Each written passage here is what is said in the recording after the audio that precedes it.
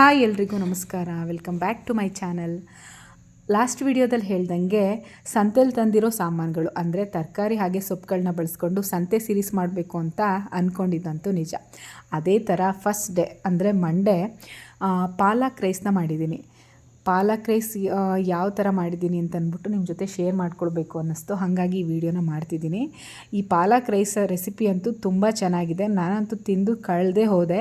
First time ಮಾಡಿದ್ದು ಈ ರೆಸಿಪಿನ, ನೋಡೋಣ ಯಾವ ಥರ ಮಾಡಿದ್ದೀನಿ ಅಂದ್ಬಿಟ್ಟು.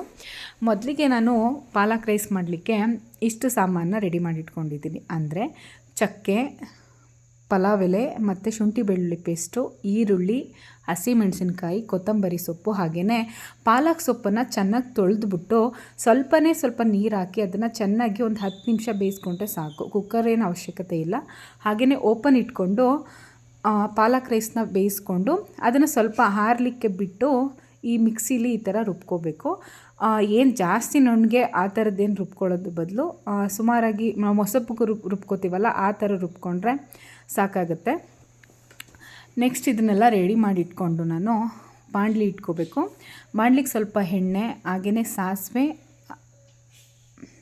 ಸ್ವಲ್ಪ ಜೀರಿಗೆ ಹಾಕಿ ಸಿಡಿಲಿಗೆ ಬಿಡಬೇಕು. ನೆಕ್ಸ್ಟು ಪಲಾವ್ ಎಲೆ, ಚಕ್ಕೆ ಹಾಗೆ ಮರಾಠಿ ಮೊಗ್ಗನ್ನ ಹಾಕೋಬೇಕು. ಸಣ್ಣ ಉರಿಲಿ ಹಾಕ್ಕೊಂಡ್ರೆ ಚೆನ್ನಾಗಿರುತ್ತೆ, ಜಾಸ್ತಿ ಉರಿ ಕೊಟ್ಟರೆ ಇದೊಂಥರ ಸೀದೋದಂಗೆ ಆಗುತ್ತೆ. ಸಿಮ್ಮಲ್ಲಿ ಇಟ್ಕೊಂಡು ಇದನ್ನು ಹಾಕಿದ್ದೀನಿ. ನೆಕ್ಸ್ಟ್ ನಾವು ಇದಕ್ಕೆ ಹಸಿಮೆಣಸಿನ್ಕಾಯಿ ಹಾಕೋಬೇಕು. ಹಸಿಮೆಣಸಿನ್ಕಾಯಿ ಹಾಕಿ ಸ್ವಲ್ಪ ಹಸಿಮೆಣಸಿನ್ಕಾಯಿ ಎಣ್ಣೆಲಿ ಚಿಟಪಟ ಅಂತ ಹೇಳಾದ್ಮೇಲೆ ಈರುಳ್ಳಿ ಹಾಕಬೇಕು. ಈರುಳ್ಳಿ ಹಾಕಿ ಹಸಿಮೆಣಸಿನ್ಕಾಯಿ ಹಾಕಿದ ನಂತರ ಸ್ವಲ್ಪ ಗೋಲ್ಡನ್ ಕಲರ್ ಬರೋ ಥರ ಇದನ್ನು ನಾವು ಬಾಡಿಸಬೇಕು. ಆ್ಯಕ್ಚುಲಿ ನಾನು ಪಾಲಕ್ ರೈಸ್ ಇದೇ ಫಸ್ಟ್ ಮಾಡ್ತಿರೋದು. ಅಮ್ಮನ ಹತ್ರ ಹೇಳ್ಸ್ಕೊಂಡು ಮಾಡ್ತಿರೋದು. ಟೇಸ್ಟ್ ಅಂತಿದ್ದು ಸಿಕ್ಕಾಪಟ್ಟೆ ಸಖತ್ತಾಗಿ ಬಂದಿತ್ತು. ಇನ್ಸ್ಟಂಟಾಗಿ ನಾವು ಅಂದರೆ ಇನ್ಸ್ಟಂಟಾಗಿ ಏನು ಮಾಡಬೇಕು ಅಂತ ಗೊತ್ತಾಗದೇ ಇರೋ ಟೈಮಲ್ಲಿ ನಾವು ಈ ಒಂದು ರೈಸ್ನ ಮಾಡ್ಕೋಬೋದು. ತುಂಬ ಈಸಿಯಾಗಿ, ಹಾಗೆಯೇ ತುಂಬ ಬೇಗನೆ ಮಾಡ್ಬೋದು. ಹಾಗೆಯೇ ಕಡಿಮೆ ಸಾಮಾನುಗಳನ್ನ ಇದು ತೊಗೊಳುತ್ತೆ. ತುಂಬ ಜಾಸ್ತಿ ವೆರೈಟೀಸ್ ಆಫ್ ಸಾಮಾನುಗಳನ್ನ ನಾವು ಹಾಕಬೇಕು ಅನ್ನೋದೇನು ಗೋಜಿರಲ್ಲ ನಮಗೆ. ಬೇಗನೆ ಹಾಗೆಯೇ ತುಂಬ ಟೇಸ್ಟಿಯಾಗಿ ನಾವು ಈ ಒಂದು ರೆಸಿಪಿನ ಮಾಡ್ಕೋಬೋದು. ನೆಕ್ಸ್ಟ್ ಇದನ್ನು ಸ್ವಲ್ಪ ಬಾಡಿಸಿದ ನಂತರ ಶುಂಠಿ ಬೆಳ್ಳುಳ್ಳಿ ಪೇಸ್ಟನ್ನು ಹಾಕಬೇಕು. ಶುಂಠಿ ಬೆಳ್ಳುಳ್ಳಿ ಪೇಸ್ಟ್ ನಾನು ಮನೇಲೇ ಮಾಡ್ಕೊಳ್ಳೋದು. ಮನೇಲೇ ಮಾಡ್ಕೊಂಡಿರೋ ಪೇಸ್ಟ್ ಆದರೆ ನನಗೆ ಚೆನ್ನಾಗಿರುತ್ತೆ ಅಂದ್ಬಿಟ್ಟು ಅಂಗಡಿಲಿರೋದನ್ನ ನಾನು ಆದಷ್ಟು ಕಡಿಮೆ ಯೂಸ್ ಮಾಡ್ತೀನಿ. ಶುಂಠಿ ಬೆಳ್ಳುಳ್ಳಿ ಪೇಸ್ಟ್ ಹಾಕಿದ ನಂತರ ಅದನ್ನು ಕೂಡ ಎಣ್ಣೆಲಿ ಚೆನ್ನಾಗಿ ಬಾಡಿಸ್ಬೇಕು. ಸ್ವಲ್ಪ ಅದು ಫ್ರೈ ಆದ ತಕ್ಷಣ ಅದು ನೋಡಿ ಎಣ್ಣೆ ಬಿಡಬೇಕು. ಈ ಥರ ಎಣ್ಣೆ ಬಿಡೋ ತನಕ ಅದು ಬಾಡಿಸಿದ್ರೆ ಟೇಸ್ಟು ಕೂಡ ಚೆನ್ನಾಗಿರುತ್ತೆ. ನೆಕ್ಸ್ಟು ನಾವು ಸ್ವಲ್ಪ ಅರಿಶಿಣದ ಪೌಡರ್ ಹಾಕ್ಕೋಬೇಕು. ಅರಿಶಿನ ಹಾಕ್ಕೊಂಡ್ರೆ ಅಂದರೆ ಕಲರು ಚೆನ್ನಾಗಿರುತ್ತೆ, ಹಾಗೆ ದೇಹಕ್ಕೂ ಒಳ್ಳೆಯದು ಅಂದ್ಬಿಟ್ಟು ಹಾಕ್ಕೊಂಡಿರೋದು. ಹಾಗೆಯೇ ನೆಕ್ಸ್ಟು ನಾವು ಏನು ರುಬ್ಬಿಟ್ಕೊಂಡಿರ್ತೀವಿ ಆ ಒಂದು ಪಾಲಕ್ ಸೊಪ್ಪನ್ನು ರುಬ್ಬಿಟ್ಕೊಂಡಿರುವಂಥ ಮಸಾಲಾನ ಹಾಕ್ಕೋಬೇಕು. ಇದನ್ನು ಹಾಕ್ಕೊಂಡು ನಾವು ನೀಟಾಗಿ ಮಿಕ್ಸ್ ಮಾಡ್ಕೋಬೇಕು. ಚೆನ್ನಾಗಿ ಮಿಕ್ಸ್ ಮಾಡಿದ ನಂತರ ಅದು ಅಂದರೆ ಎಣ್ಣೆ ಬಿಡೋ ತನಕ ನಾವು ವೆಯ್ಟ್ ಮಾಡಬೇಕು. ಅಂದರೆ ಜಾಸ್ತಿ ಉರಿ ಏನಿಲ್ಲ, ಇದನ್ನು ಮೀಡಿಯಮ್ ಉರಿಯಲ್ಲಿ ಇಟ್ಕೊಂಡು ನಾವು ಎಣ್ಣೆ ಬಿಡೋ ತನಕ ವೆಯ್ಟ್ ಮಾಡಬೇಕು. ನೆಕ್ಸ್ಟು ರುಚಿಗೆ ಎಷ್ಟು ಬೇಕಷ್ಟು ಉಪ್ಪು ಹಾಕ್ಕೊಂಡು ಇದನ್ನು ಕೂಡ ನೀಟಾಗಿ ಮಿಕ್ಸ್ ಮಾಡ್ಕೋಬೇಕು.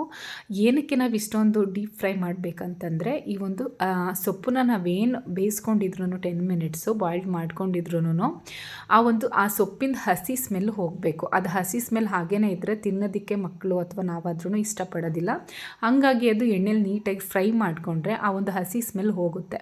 ಹಂಗಾಗಿ ನಾವು ಇದನ್ನು ಮೀಡಿಯಮ್ ಉರಿನಲ್ಲೇ ಡೀಪ್ ಫ್ರೈನ ಮಾಡ್ಕೋಬೇಕು. ಹಾಗೆಯೇ ಇದಕ್ಕೆ ಕೊತ್ತಂಬರಿ ಸೊಪ್ಪು ಆ್ಯಡ್ ಮಾಡ್ಕೊಂಡಿದ್ದೀನಿ. ನೀವು ಈ ಒಂದು ಗೊಜ್ಜನ್ನ ನೀವು ಚಿತ್ರಾನ್ನದ ಗೊಜ್ಜು ಏನು ನಾವು ಚಿತ್ರಾನ್ನ ಅಥವಾ ಪುಳಿಯೋಗರೆ ಗೊಜ್ಜು ಮಾಡ್ತೀವಿ, ಈ ಥರ ನಾವು ಗೊಜ್ಜನ್ನ ಮಾಡಿಕೊಂಡು ಅದ ನಂತರ ನಾವು ರೈಸ್ಗೆ ಮಿಕ್ಸ್ ಮಾಡ್ಕೊಳ್ಬೋದು. ಆದರೆ ನಾನು ಆ ಥರ ಮಾಡ್ತಿಲ್ಲ. ಇಲ್ಲಿ ನಾನು ರೈಸ್ನೇ ಡೈರೆಕ್ಟಾಗಿ ಸಿಮ್ಮಲ್ಲಿ ಇಟ್ಕೊಂಡು ಗೊಜ್ಜಿಗೆ ಮಿಕ್ಸ್ ಮಾಡ್ಕೋತಾ ಇದ್ದೀನಿ. ಅಂದರೆ ಗೊಜ್ಜು ಎಷ್ಟಿರುತ್ತೆ, ಗೊಜ್ಜು ಯಾವ ಕನ್ಸಿಸ್ಟೆನ್ಸಿಲಿರುತ್ತೆ ಅದ್ರ ಮೇಲೆ ನಾವು ರೈಸ್ನ ಆ್ಯಡ್ ಮಾಡ್ಕೊಳ್ಬೋದು. ನೋಡಿ ನಾನು ಇವಾಗ ಮಿಕ್ಸ್ ಮಾಡ್ತಾ ಇರೋದ್ರಲ್ಲಿ ಇವಾಗ ಗೊಜ್ಜು ನನಗೆ ಜಾಸ್ತಿ ಅಂತ ಅಂದ್ಬಿಟ್ಟು ಅನ್ನಿಸ್ತಿದೆ. ಹಾಗಾಗಿ ನಾನು ಮತ್ತೆ ಇದಕ್ಕೆ ವೈಟ್ ರೈಸ್ನ ಆ್ಯಡ್ ಮಾಡ್ಕೋತಾ ಇದ್ದೀನಿ. ನಿಮಗೆ ಯಾವ ಟೇಸ್ಟ್ ನಿಮಗೆ ಇದಾಗುತ್ತೆ ಆ ಥರ ನೀವು ಇದನ್ನು ಮಿಕ್ಸ್ ಮಾಡ್ಕೊಳ್ಬೋದು. ಇದಕ್ಕೆ ರೈಸು ಉಡಿ ಆಗಿದ್ದರೆ ಇದಕ್ಕೆ ಚೆನ್ನಾಗಿರುತ್ತೆ. ನಾನು ಸ್ವಲ್ಪ ಗಂಟು ಅಂದರೆ ಬಿಸಿ ರೈಸ್ ಹಾಕಿರೋದ್ರಿಂದ ಈ ಥರ ಸ್ವಲ್ಪ ಗಂಟು ಥರ ಆಗಿದೆ. ಅದಾದ ನಂತರ ನಾನು ಅದನ್ನು ನೀಟಾಗಿ ಇದನ್ನು ಮಿಕ್ಸ್ ಮಾಡ್ಕೋತಾ ಇದ್ದೀನಿ. ನೋಡಿ ಇದು ಆಲ್ಮೋಸ್ಟ್ ರೆಡಿಯಾಗಿದೆ. ಇದನ್ನು ಸಿಮ್ಮಲ್ಲಿ ಇಟ್ಕೊಂಡು ನಾನು ರೈಸ್ನ ಮಿಕ್ಸ್ ಮಾಡ್ಕೊಂಡಿರೋದು. ಆಲ್ಮೋಸ್ಟ್ ರೆಡಿ ಆಗಿದೆ. ಇದನ್ನೇನಿಲ್ಲ, ಸಿಮ್ಮಲ್ಲಿ ಒಂದು 5 ನಿಮಿಷ ಬಿಟ್ಟರೆ ಇವಾಗ ನಮಗೆ ಪಾಲಕ್ ರೈಸ್ ರೆಡಿ ಆಗುತ್ತೆ. ಇದಂತೂ ತುಂಬಾ ಟೇಸ್ಟಿಯಾಗಿ ಹಂಗೆ ಹೆಲ್ದಿಯಾಗಿ ಕೂಡ ಇದೆ.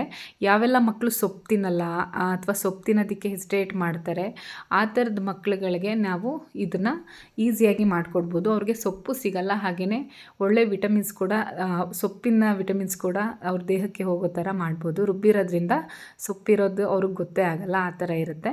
ಹಾಗೆಯೇ ಗ್ರೀನಾಗಿ ಕಾಣಿಸುತ್ತೆ ರೈಸ್ ಕೂಡ, ತುಂಬ ನೋಡೋದಕ್ಕೂ ಚೆನ್ನಾಗಿರುತ್ತೆ, ಹಾಗೆಯೇ ತಿನ್ನೋದಕ್ಕೂ ತುಂಬ ಟೇಸ್ಟಿಯಾಗಿರುತ್ತೆ. ಇತ್ತು ಪಾಲಕ್ ರೈಸ್ ರೆಸಿಪಿ. ಹೇಗೆ ಅನ್ನಿಸ್ತು ಈ ರೆಸಿಪಿ, ನಿಮ್ಗೆ ಇಷ್ಟ ಆಯಿತಾ ಅಂತ ಕಮೆಂಟ್ ಮೂಲಕ ತಿಳಿಸಿ. Thank you for watching. ವಿಡಿಯೋನ ಕೊನೆಯವರೆಗೂ ನೋಡಿದ್ದಕ್ಕೆ ಧನ್ಯವಾದಗಳು.